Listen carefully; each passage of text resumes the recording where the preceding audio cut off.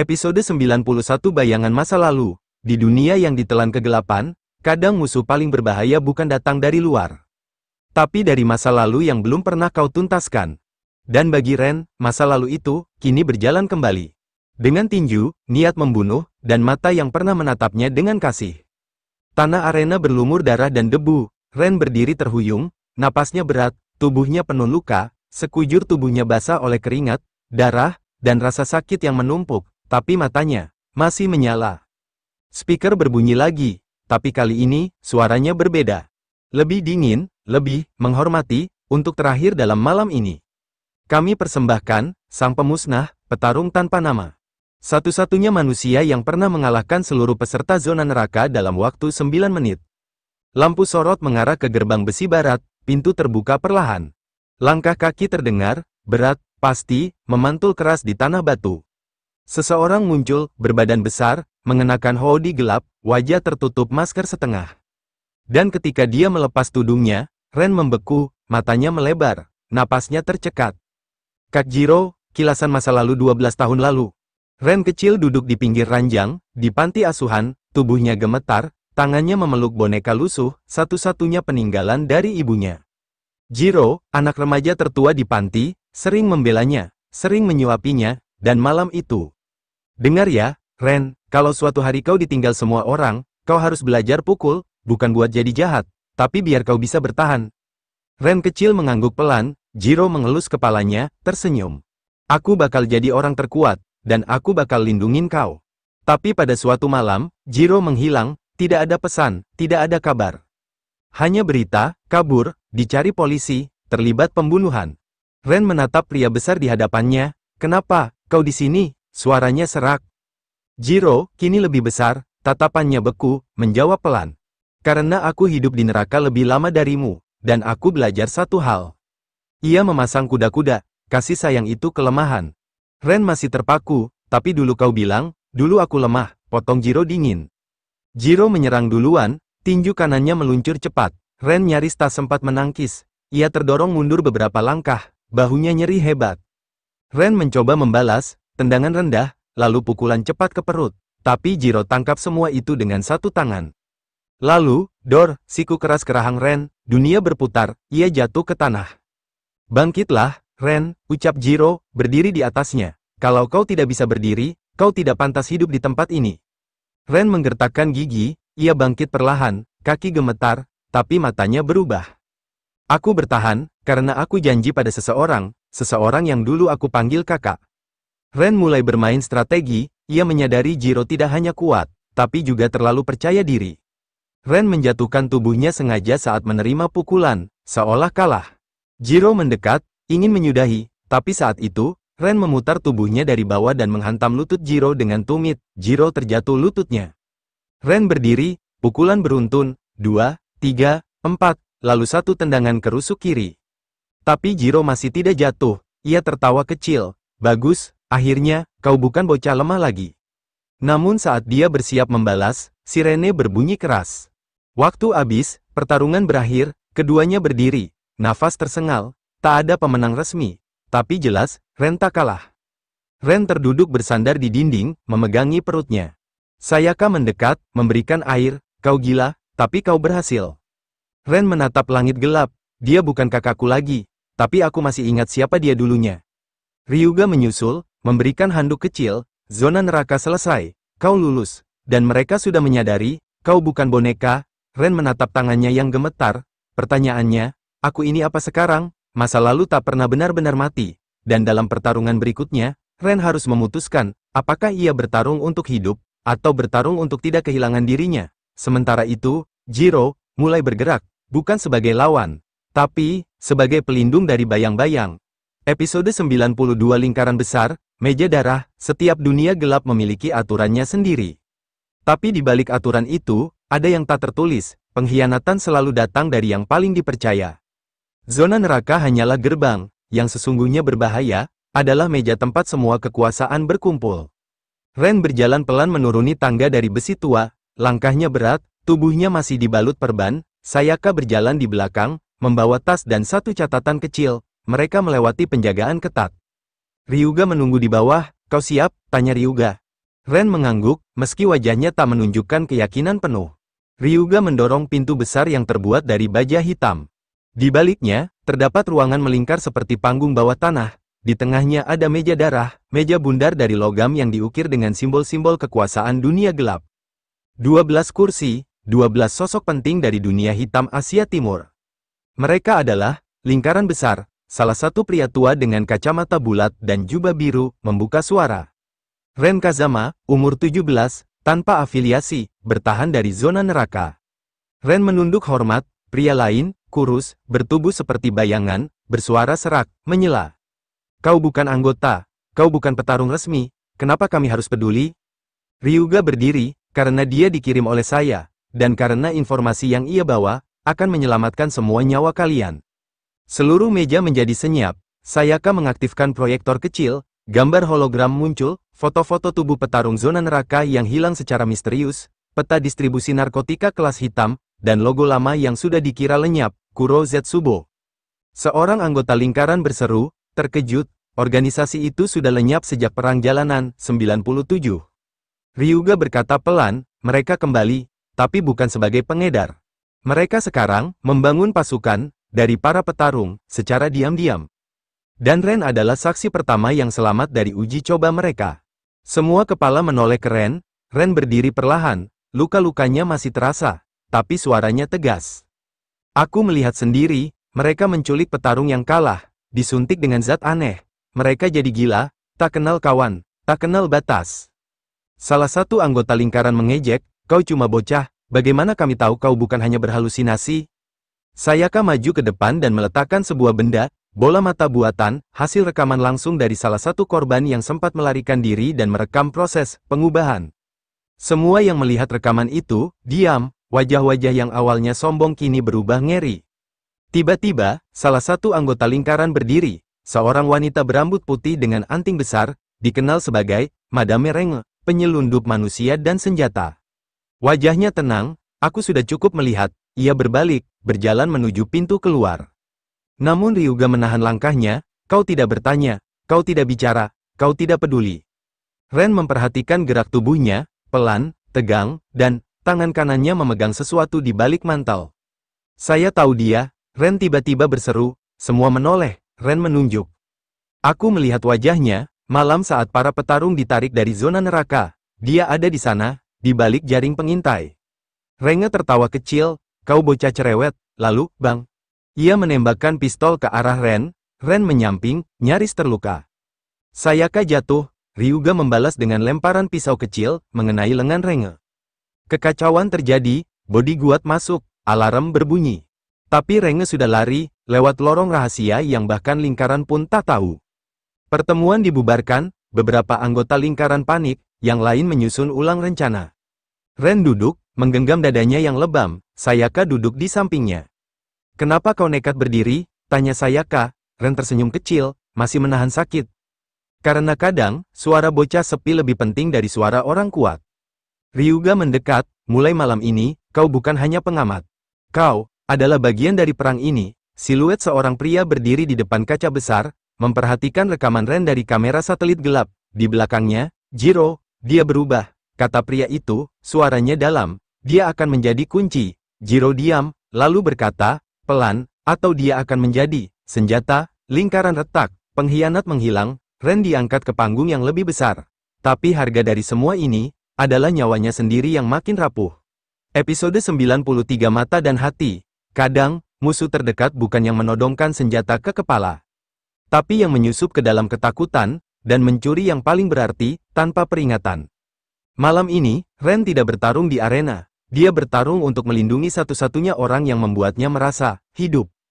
Ren terbangun tiba-tiba, napasnya berat, ada firasat aneh, gelisah seperti malam saat ia kehilangan orang tuanya dulu. Ia meraih ponsel, tidak ada pesan. Ia melirik sekeliling, ruangan kosong.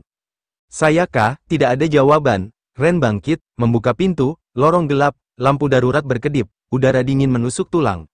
Langkah kakinya mempercepat, ketika ia membuka ruang kontrol utama, ia menemukannya.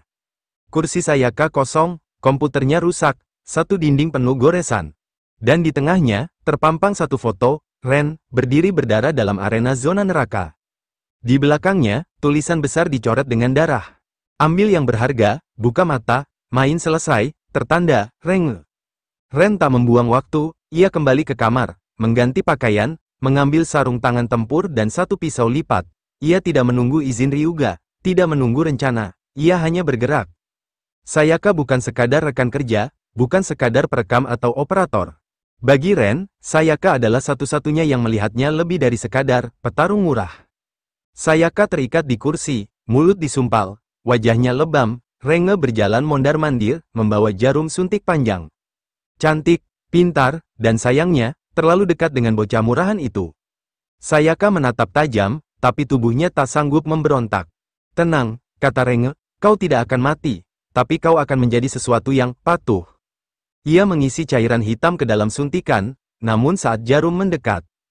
BRRAKK, pintu gudang terpental, Ren menerobos masuk, tanpa suara, langsung melempar pisau ke tangan Renge.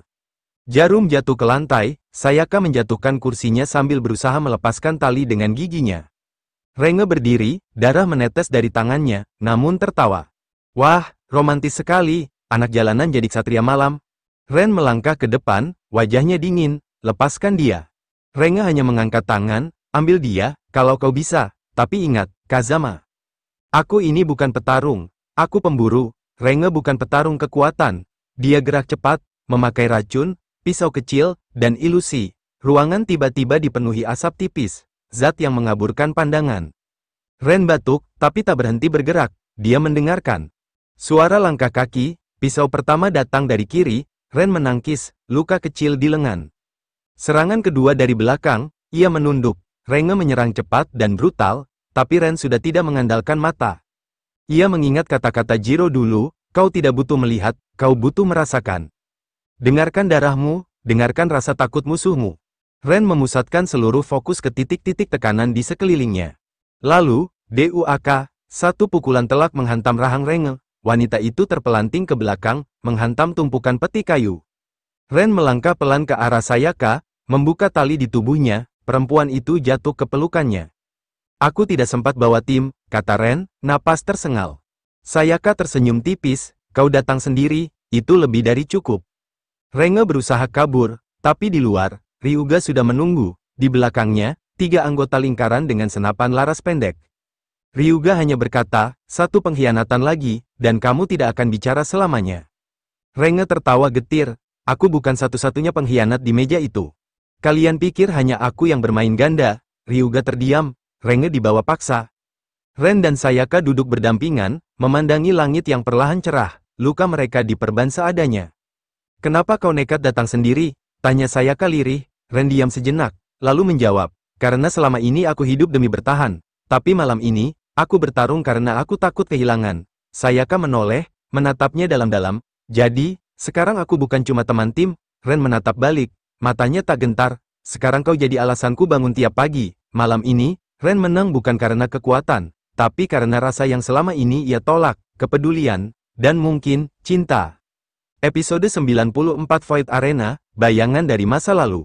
Tidak semua yang mati, benar-benar lenyap, beberapa tetap hidup, di balik tirai kematian.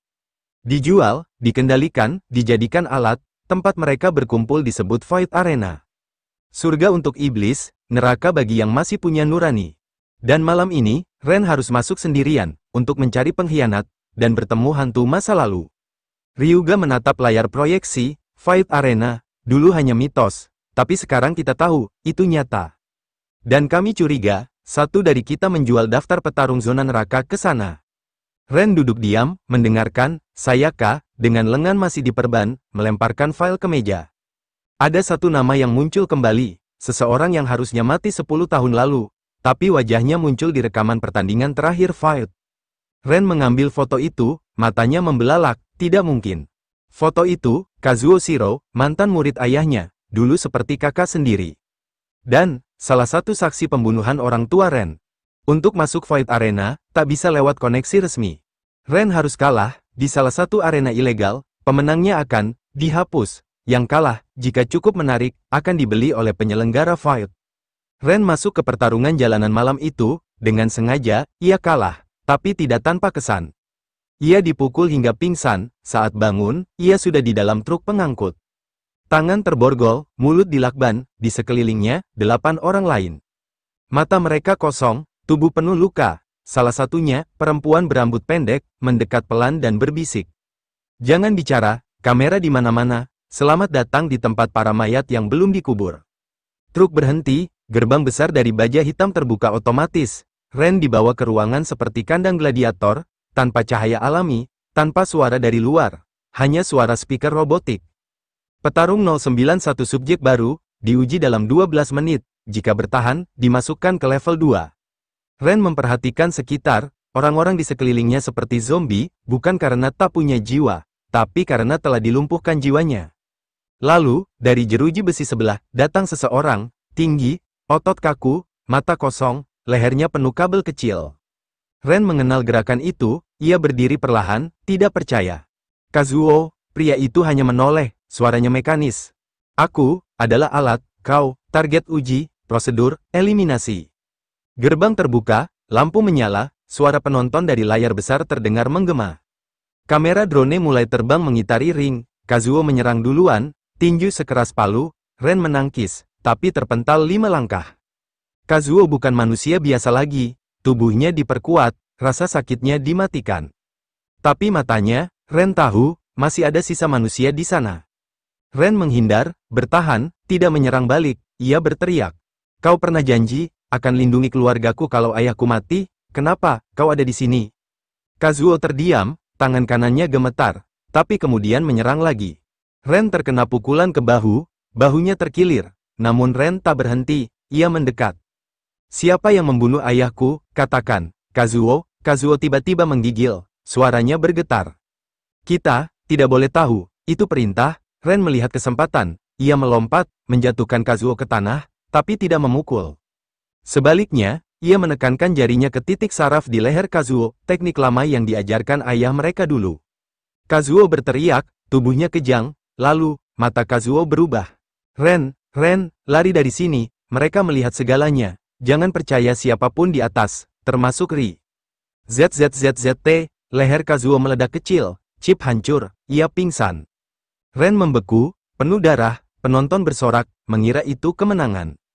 Tapi bagi Ren, itu kekalahan. Ren dibawa kembali ke sel, tangannya diborgol lebih erat, kepala berdarah. Tapi di matanya kini ada nyala baru. Dia tahu, ada orang di lingkaran yang mengatur semua ini, termasuk pembunuhan orang tuanya. Dan malam ini, ia telah membuka pintu neraka yang lebih dalam dari Void Arena. Ren tidak lagi hanya bertarung untuk bertahan, ia bertarung untuk kebenaran. Tapi semakin dekat pada kenyataan, semakin ia menyadari, ia bukan pemain, ia adalah bidak. Dan tangan yang menggerakkannya, ada di belakang lingkaran sendiri. Episode 95 yang tertinggal dalam api, kebenaran itu seperti pisau bermata dua. Semakin dalam kau gali, semakin banyak darah yang tumpah. Ren baru saja menyayat kulit dari sebuah rahasia besar. Dan di bawahnya, ada luka lama yang belum pernah sembuh. Ren diborgol di tengah ruangan kosong, kepalanya menunduk, napas berat, luka di pelipis belum berhenti mengucur. Dua penjaga berdiri di belakang, memegang alat suntik berisi cairan transparan, racun neuroparalitik, mati tanpa jejak. Speaker menyala, subjek 091, pelanggaran, mengganggu sistem pemrograman, tindakan, pemusnahan. Langkah para penjaga perlahan mendekat, tapi sebelum sempat menyentuhkan jarum. DORRR, satu peluru menghantam leher penjaga kiri, lalu satu lagi ke dada penjaga kanan. Keduanya roboh seketika, dari kegelapan lorong, seseorang muncul. Langkahnya mantap, jaket kulit, rambut diikat ke belakang, di tangannya, senapan laras pendek dengan peredam. Ren menyipitkan mata, siapa, kau, orang itu mendekat, wajahnya setengah tertutup masker, tapi matanya tajam, penuh luka masa lalu. Aku pernah berjanji akan kembali saat waktunya tepat. Dia melepas masker, Ren menahan napas, Sin, sahabat lama Ren dari panti asuhan, dulu dianggap mati dalam peristiwa pembantaian, Dom 47. Sin tersenyum miring, bukan cuma aku yang masih hidup. Sin menembak kunci borgol Ren, alarm Void Arena meraung, pintu otomatis mulai menutup. Lari lewat ventilasi atas, 30 detik sebelum gas pingsan keluar. Ren, walau pincang, mengikuti Sin memanjat ke dalam saluran udara, mereka merangkak cepat, dikejar suara langkah dan ledakan kecil dari bawah. Mereka keluar di atap belakang, helikopter mini menunggu dengan rotor menyala. Shin mendorong Ren masuk, pegang erat, kita hanya punya satu kali tembak. Saat helikopter naik, peluru dari penembak Void menghujani. Salah satunya menghantam kaki Shin, tapi dia tetap bertahan. Ren menarik tubuh sahabatnya masuk, mereka melayang pergi, meninggalkan Void Arena dalam kobaran api dari bom waktu kecil yang Shin pasang di generator utama. Beberapa jam kemudian, sebuah bunker tersembunyi di pinggir kota, Ren diperban, duduk di depan meja logam. Shin melemparkan folder berisi foto dan dokumen, lihat ini baik-baik. Foto pertama, seorang pria dalam tahanan, wajahnya tua, berjanggut tipis, tubuh kurus, tapi sorot matanya tak asing. Ren bergetar, ini, Shin mengangguk, ayahmu, Hayate Kazama, ia tidak dibunuh seperti yang dikatakan, dia ditangkap, dan disimpan, di tempat yang lebih gelap dari Void Arena. Ren tidak bisa bicara, matanya mulai basah, Shin melanjutkan. Dia ditahan di fasilitas, .0, lokasi, tidak diketahui, tapi seseorang dalam lingkaran punya akses penuh ke sana, dan seseorang itulah yang mengatur pembunuhan ibumu. Ren mengepalkan tangan, giginya gemeretak, siapa, sebut namanya. Shin menggeleng, belum bisa, tapi petunjuknya, ada pada satu orang, Ryuga. Ren kembali ke markas lingkaran seolah tidak terjadi apa-apa. Ryuga menyambutnya dengan pelukan dingin, kau selamat dari Void, bagus, kita butuh semua kekuatan untuk turnamen terbuka bulan depan. Ren tersenyum kecil, menyembunyikan kemarahan di balik wajah tenang. Ya, saya juga punya, kekuatan baru sekarang, Ryuga menatapnya curiga. Tapi Ren sudah tak sama, ia kini membawa dendam yang berakar. Dan tujuan yang lebih besar dari sekadar bertahan hidup. Di lorong belakang ruang monitor, Sayaka menghampirinya diam-diam. Kenapa kau kembali? Ren menatap matanya dalam-dalam. Aku harus tahu siapa yang menjual keluargaku, dan jika Ryuga benar terlibat, aku yang akan menghabisinya. Sayaka terdiam, Ren memegang bahunya, mulai sekarang, kita harus mainkan permainan mereka. Sampai saatnya, darah telah mengalir, rahasia telah terbuka. Tapi itu baru permukaan, di bawah lingkaran, di bawah semua arena, ada lubang yang lebih dalam. Dan di lubang itu, Ren akan menemukan siapa dirinya sebenarnya.